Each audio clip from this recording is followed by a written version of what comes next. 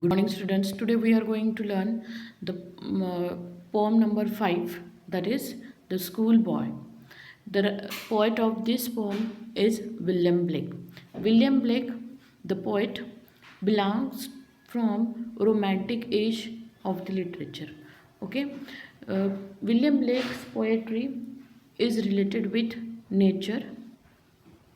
He is considered as a painter of nature. Means as he write poem, a picture or the scenery comes in front of our eyes. Okay, so this poem, as if you read the name, what is here? The School Boy. This poem is related with a boy who is going to school, and whatever his emotions, what he feels about that, all things are given here. The poet of the schoolboy, you can see in picture, William Blake. His period is given 28 November 1757 to 12 August 1827. The poem The Schoolboy by William Blake. Okay, here if you see, the William Blake belongs from the romantic age of the English literature. He writes about the nature. So in this whole poem we can see his thoughts related with the education system. He finds out the alternate education system. It means the education which we can give in nature. Okay, so here he promotes the idea, the education, a school outside the building, okay, in the nature. So you can go through this is the very interesting poem. Okay, we will see next.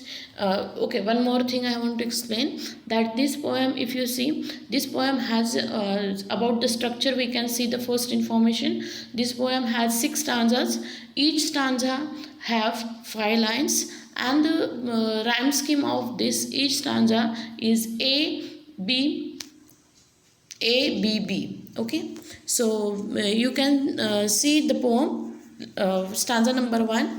I love to rise in a summer morn. Morn means what? Morning. When the birds sing on every tree, the distant huntsman wind his horn, and the skylark sings with me. Skylark, the bird, okay, sings with me. Oh, what sweet company. Now here poet shares the detail about the little boy's joy. How the boy is very joyful, very happy. What he is saying, this is the opening stanza. In the opening stanza, speaker, the little boy shares his idea, shares his happiness, that waking up in summer in the morning is very happy, according to the boy. He admires the pleasant sound of the birds in the morning.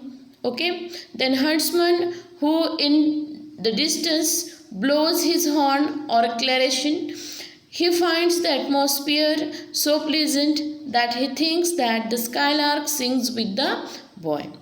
He finds the company of all these elements of the nature every soothing. Now here in the first stanza, the boy is very happy and he loves summer morning. Okay, and he loves every nature element is also happy with him.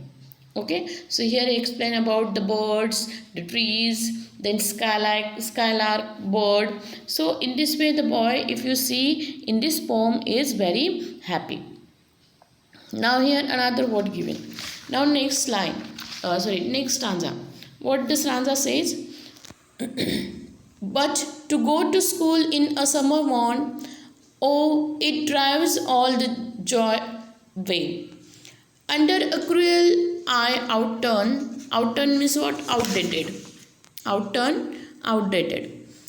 Cruel eye outturn, the little ones spend the day in sighing and dismay. See, outturn means what? Write down if you want to write down the spelling.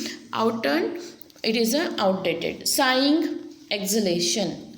Write down sighing, exhalation. EXHALATION. Exhalation. Okay, then sighing done. Then dismay. Dismay means disappointment. Dismay, disappointment. Now go back to the meaning.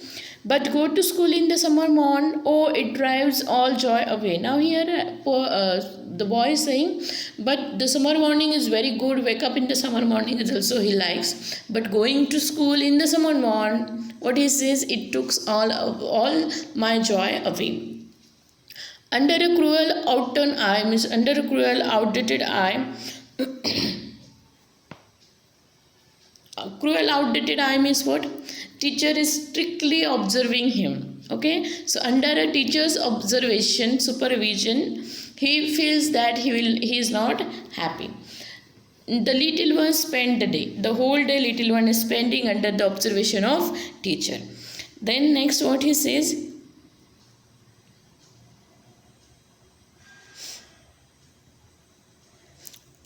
the little ones spend whole day in sighing and dismaying. In sighing means what?